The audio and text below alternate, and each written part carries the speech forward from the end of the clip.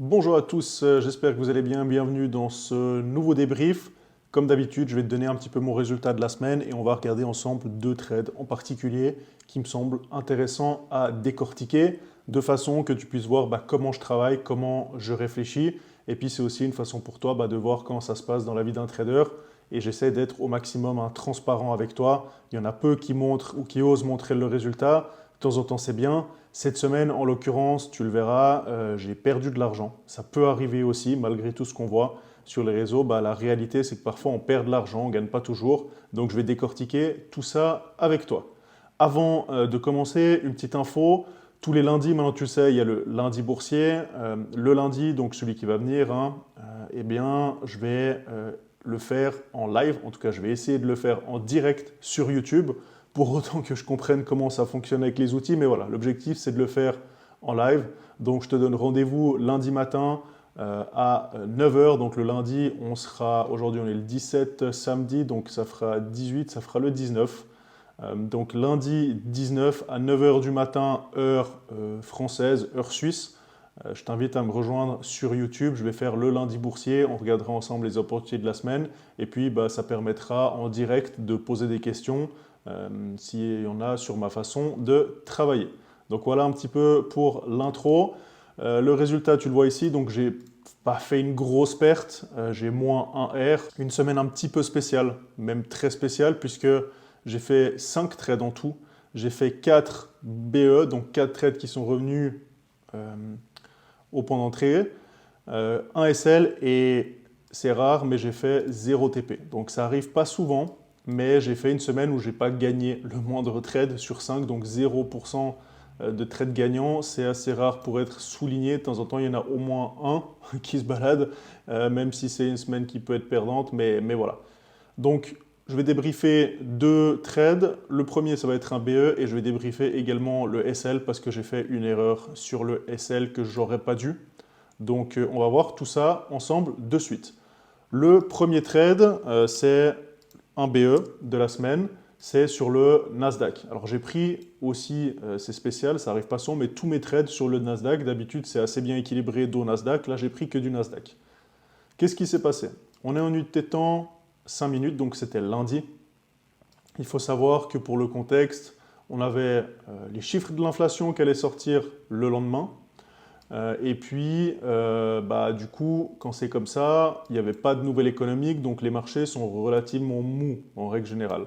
On était en flux haussier, mais on était quand même en 5 minutes, en tout cas, on avait lancé une petite phase de baisse. Alors mon plan, c'était d'acheter de toute façon, parce qu'on était en flux haussier, en tendance haussière en 1 heure, et puis encore en M15. Donc de toute façon, je ne voulais pas vendre tant qu'on était en dessus de ce niveau que tu vois ici en bleu et des 61,8 Fibonacci de toute la grosse baisse qu'on avait avant. Donc tant qu'on était là au-dessus, je cherchais des achats. Donc j'avais pour objectif de payer euh, alors, cette zone-là et puis de payer une cassure. Et puis selon où se trouverait l'OPR, pourquoi pas une réintégration. Maintenant, qu'est-ce qui s'est passé? Alors on a l'OPR qui est tracé, on a beaucoup baissé, et en fait, ce qui s'est passé, c'est qu'on a eu un premier signal que j'ai entre guillemets raté. Enfin, je dis raté, mais je ne l'ai pas pris volontairement parce que j'ai tout simplement estimé qu'à ce moment-là, c'était pas à prendre. C'était pas du 5 étoiles. C'est ici que ça s'est passé. On a eu une cassure et une réintégration dans l'OPR. D'habitude, c'est un trade que je prends. Pourquoi je ne l'ai pas pris? Tout simplement parce qu'on arrive, il y a une grosse baisse. On était en flux haussier, mais il y avait une sorte de vague baissière qui se mettait en route. En tout cas, c'est ce que j'avais l'impression. Et puis, on n'a pas de zone ici. On avait une zone en dessous, mais on est un petit peu au milieu de nulle part. Et la volatilité, le VIX était quand même relativement haut. Quand le VIX est haut, en règle générale, la tendance, c'est que les marchés ont tendance à baisser. Le VIX, je le rappelle, c'est l'indice de la peur, c'est en gros les couvertures short. Donc quand il y a beaucoup de couvertures, le VIX monte, c'est un indicateur de risque, on appelle ça l'indicateur de la peur, et il y a de la volatilité et ça a tendance à baisser. Donc la volatilité était haute, le VIX était haut. On arrive quand même, on a deux bougies ici rouges qui sont quand même assez puissantes, avec des gros corps qui sont vachement ressemblantes. On tente ici de remonter, puis les acheteurs perdent le contrôle, puis on redescend. Donc on arrivait assez vite, ce qui fait que bon, j'aurais pu rentrer ici, sur cette bougie-là, et je ne l'ai pas fait. J'ai préféré dire, ok, j'attends qu'on remonte, et puis je visais les 61,8, tout 100%. Et c'est ce que j'ai fait. Donc là, bah, pour le coup, c'est parti, c'est parti, c'est parti. Et j'ai pris position ici. Je suis rentré sur cette bougie-là.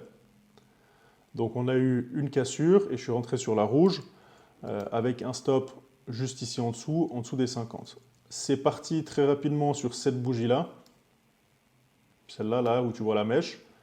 J'ai pu passer break-even. Et puis au final, bah, ce qui s'est passé, c'est que sur la même bougie, je me suis fait reprendre BE. Et derrière, bah, on allait au TP. Donc un peu un manque de chance, de réussite. En l'occurrence, je ne suis même pas rentré sur l'OPR, je suis rentré sur les 61,8. Donc j'ai joué un petit peu. En règle générale, je ne fais pas ça, mais j'ai essayé de grignoter quelques points pour avoir un meilleur RR et je suis rentré ici. Donc du coup, en fait, on peut voir hein, que bah, je me suis fait reprendre vraiment pour pas beaucoup, hein, pour 1,5 point et puis je l'ai vu partir en ligne droite au trick profit. Donc on va dire que c'est une journée relativement frustrante dans le sens où j'avais l'impression en tout cas que les décisions étaient bonnes, avec un premier trade ici qui sur le moment me paraissait pas forcément bon et je pense pas que c'était le meilleur trade à prendre. Bien évidemment, c'est toujours plus facile après quand tu l'as vu monter. Tu dis bon bah voilà j'aurais dû prendre hein, clairement, donc ça peut engendrer un petit peu de frustration, mais à l'instant T j'ai estimé que c'était pas le meilleur setup, donc du coup j'ai attendu. Ma décision d'entrée ici, je la trouve bonne. Je pensais un bon trade. Maintenant, voilà, je me suis fait reprendre pour un demi-point. On voit qu'il allait au TP, donc la décision était bonne au final. Le timing aussi. Je pense pas que... Enfin, j'aurais même pas pu re-rentrer hein, ici parce que le pullback, il s'est même pas fait totalement. Et puis, on avait dépassé, j'ai un nombre limite. Hein. Quand on fait mon RR de 1 à partir de mon point d'entrée, bah, j'entre plus en position. Donc voilà, un trade frustrant, une journée qui peut être frustrante, il faut être calme dans ces moments-là.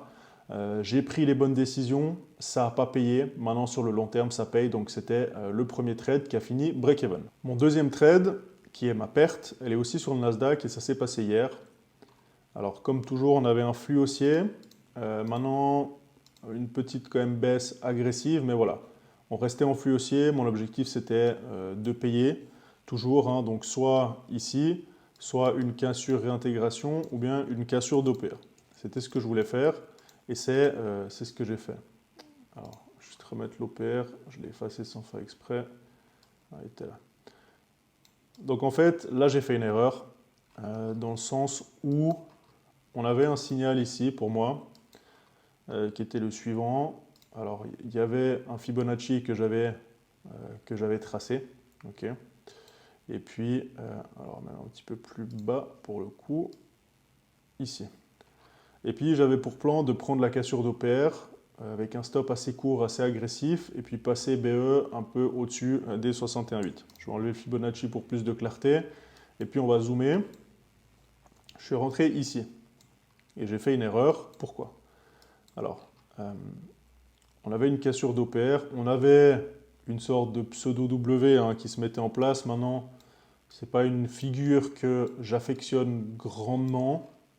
Je traite quasiment pas les W. S'il est là, tant mieux, c'est un plus, mais je ne vais pas me baser là-dessus. Mais voilà. Et en fait, on a une cassure d'OPR ici, mais elle est vraiment extrêmement limite. Genre extrêmement limite. Et je suis quand même rentré en position. Peut-être un peu de frustration avec le recul. J'ai fait mon analyse ce matin, je la fais le lendemain. Le bilan de la semaine, je le fais toujours le samedi matin, une fois que la tension est un petit peu redescendue. Et je pense que j'ai fait une erreur. Pourquoi? Alors certes, il y a une cassure, mais elle est vraiment limite. Et puis, si on zoome, on n'a pas réussi à casser un plus haut. On s'est arrêté exactement sur le point haut du pseudo W. Si on avait clôturé ici, la bougie avait clôturé comme ça, je pense que ça aurait été une meilleure décision. Mais là, pour le coup, c'était vraiment extrêmement limite. Je pense que c'est un trade un petit peu de frustration due au nombre de BE hein, consécutifs que j'ai eu. Et très souvent, alors là j'en ai analysé qu'un, je ne vais pas analyser tous mes trades parce que ça ferait une vidéo d'une quarantaine, 45 minutes et ce n'est pas le but. à moins que c'est ce que vous vouliez. Si tu as envie que je fasse un vrai débrief de toute ma semaine, mais ce sera une vidéo qui durera quasiment 1 heure, dis-le moi en commentaire si ça t'intéresse. Pour l'instant, je privilégie les 2 trades qui me semblent plus intéressants, mais au final, ma semaine, mis à part un trade, c'était quasiment tout le temps comme le premier que j'ai montré, ça vient me chercher à quelques points, puis ça va au TP. Donc la décision est bonne, et puis le marché fait que, bon, voilà. Mais là, j'ai fait une erreur, donc un petit peu de frustration, même après 5 ans d'expérience, ça peut arriver, hein. On est humain, on est tout seul devant notre écran. Quand tu as pris une semaine où il n'y a que des BE, et puis que tu as pris des bonnes décisions, tu te sens un petit peu, entre guillemets, lésé. Donc voilà, on n'est pas des robots, contrairement encore une fois à ce qu'on peut voir parfois chez certains autres youtubeurs ou pseudo-traders, hein.